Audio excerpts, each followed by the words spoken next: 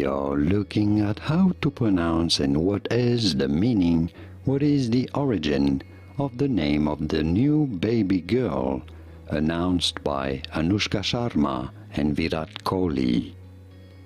The name can be seen as the combination of the two names of her parents, Virat and Anushka, but it is also a genuine religious name.